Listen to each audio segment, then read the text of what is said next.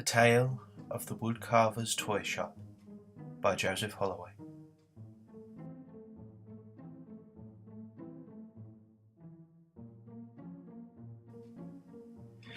Once upon a very long time past, in a secluded, enchanted forest, lived a humble woodcarver. He and his sons, Malcolm and Fergus, carved magnificent strong wood furniture for the townsfolk in the nearby village. However, the main majority of their coin earned was from the toys. Upon entry to the woodcarver's small shop, there sat on shelves the most magnificent toy soldiers in smart painted uniforms. On the next shelf there were fantastic carved dolls, with delicate engraved faces and with woven fabric dresses.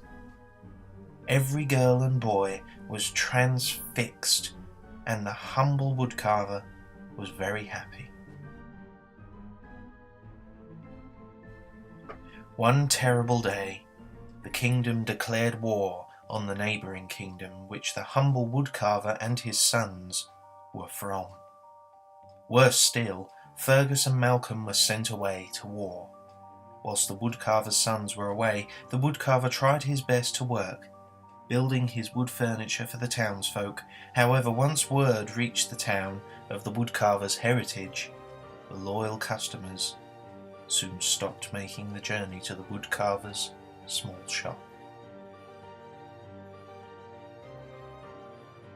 The children who once came to buy the immaculate toys became very cruel and started throwing stones and eggs at the poor old woodcarver's house. One nasty boy even smashed the front window.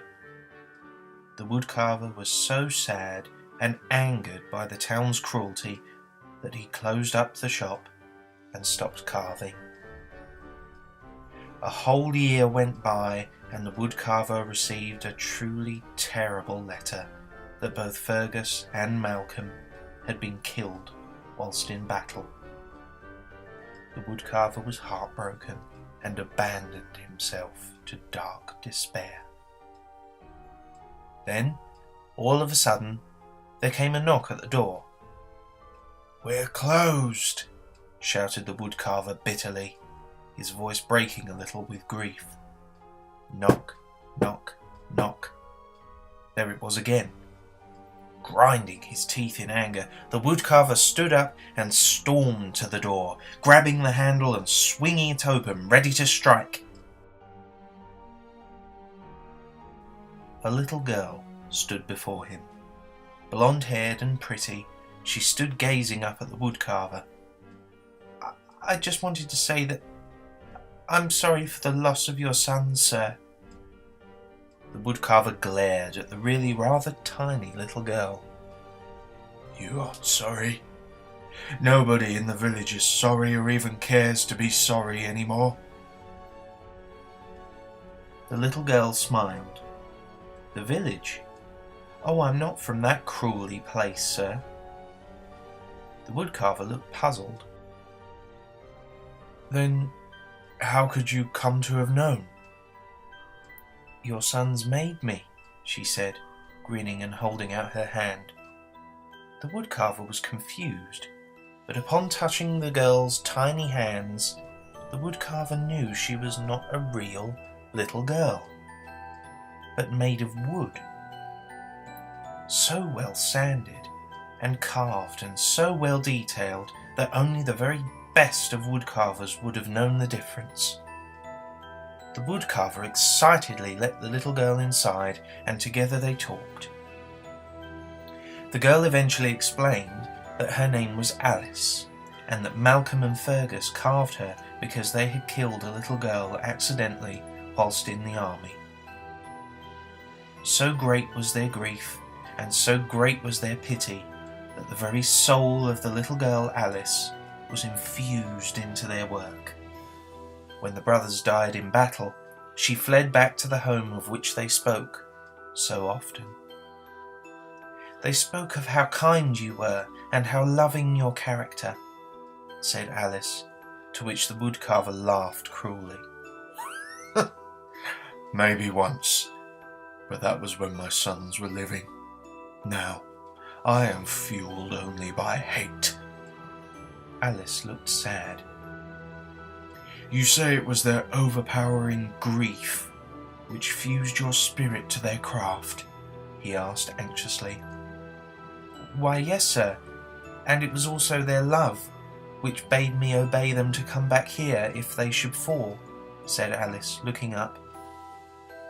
"Perfect, perfect," said the woodcarver. "Then I have a plan." Days passed, and the woodcarver barricaded himself in his workshop. The only thing Alice could hear was the hammering and sanding behind the closed door. She didn't mind so much as the toys were on her side, and she spent many days playing with them. Then with a bang, the door to the workshop burst open, making Alice jump.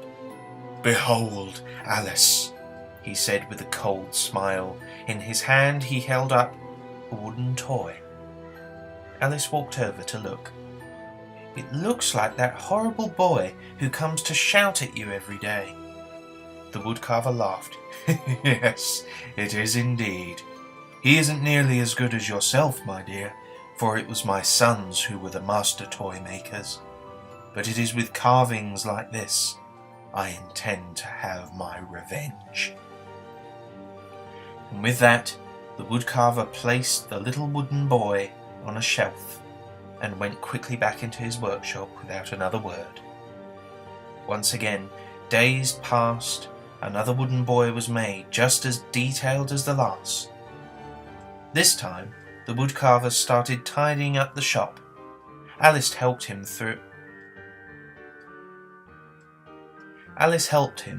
though every time she asked why the woodcarver simply kept saying, why they were doing this, the woodcarver simply kept saying, "Wait and see, my dear, wait and see." Alice, however, began growing more and more fearful of the woodcarver's intentions, and pictured what was the revenge he had in store. After a few more days of cleaning, carving and working, the woodcarver's shop looked magnificent as it used to before. The floors were polished inside, and the outside looked neat and tidy. When all was done, the woodcarver turned to Alice. "Now, Alice, I'm going to need your help.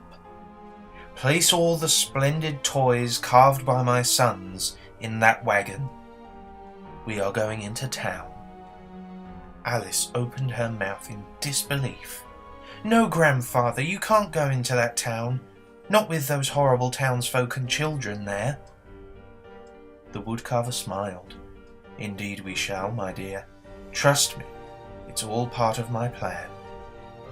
Alice then asked what the plan was, to which the woodcarver replied, "Wait and see, my dear, wait and see."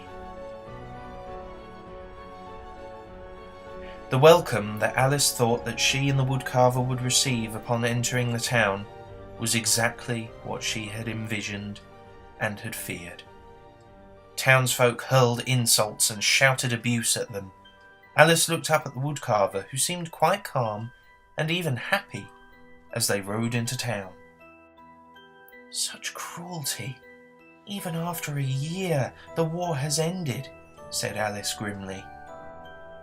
Suddenly a stone was flung at them, which struck the woodcarver hard on the side of the head. Though blood gently ran down the woodcarver's face, he continued smiling and riding on his way. Eventually the woodcarver stopped in the centre of the village and cried out, "Dear children, step forward and enjoy the delightful work of my sons." As the woodcarver expected, the townsfolk didn't move, holding back their children. The woodcarver chuckled to himself, and he held aloft one of Malcolm's best soldiers in a freshly stitched cavalry uniform. "First come, first served, I'm afraid," he smiled. That was the trigger. The children burst forward, almost trampling each other in order to buy all the old toys carved by the woodcarver's sons. In just 1 hour, the woodcarver sold all of the dolls, soldiers and toy rocking horses in the cart, and said aloud to the children and townsfolk alike, "If you desire more, my shop, now refurbished and cleaned, is open. You children may come whenever you desire to play with the toys there." With that, the woodcarver rode with Alice back out of the town. As they rode out of town, Alice saw his warm smile slowly disappearing into a frightful glare of pure hatred. The next day, as the woodcarver planned, a huge cluster of children lined outside the woodcarver's shop. Grinning falsely, the woodcarver unbolted the door, and they charged inside. For the first hour or more, the children played with the brand new toys carved not so long ago by the woodcarver himself. 2 hours, 3 hours. Alice glanced at the woodcarver, who sat watching the children play intently before him. 4 hours. "Grandfather," she finally spoke, "none who entered the shop this morning have left after 4 hours of playing with the new toys you carved." The woodcarver smiled. "Now you will see, my dear. Now you will see." 5 hours. The children were losing energy. 6 hours. More tired still. 7 hours. 8 hours. "Why can they not stop?" exclaimed Alice. But the woodcarver did not answer this time, and merely watched just as intently as before. Eventually, after an entire 19 hours since the woodcarver opened the shop, most of the children were now lying very still by the sides of their toys. Only 1 or 2 remained still playing, very weak, their eyes dark and bloodshot, and their skin as pale as snow. Until finally, with a small thud, the last child fell to the ground. Alice looked horrified. "What have you done?" But the woodcarver held up a hand to silence her, eerily continuing to watch the children. "Wait," he said. "Wait." The silence was deafening, and Alice could hardly bear it, as not a single sound could be heard now. Everything was silent and very, very still. Then there came a noise from the far corner of the room, and the woodcarver stood up so quickly it broke the silence like a cannon blast. "Behold, Alice, my revenge." Alice looked over to where the woodcarver gazed excitedly, to where the sudden noise emulated. Though Alice herself had no blood, and though she had no true body to feel, she felt as if her blood had been turned to ice. An unbridled shock took hold of her body. A toy stood. A small wooden drummer boy with sunken eyes stood before them, frantically waving his arms. Then another noise, and spinning round, Alice saw a dolly girl, a blank stare on her face, clutching at it with her small painted hands, though no sound came out. What is this?" were the only words that escaped from Alice's mouth, looking slowly around at the woodcarver, whose face looked terrifying in the darkness. "My greatest masterpiece, my dear. My greatest masterpiece." Nothing was ever heard from the woodcarver or the children which had visited his shop that day, ever again. The townsfolk naturally led a search for the lost children, tracking their last known whereabouts to the woodcarver's shop, which they burned with no hesitation. The woodcarver, of course, was gone. So was the little girl who'd accompanied him, and there was no sign of any children having been there, just a large collection of brilliantly burned carved toys.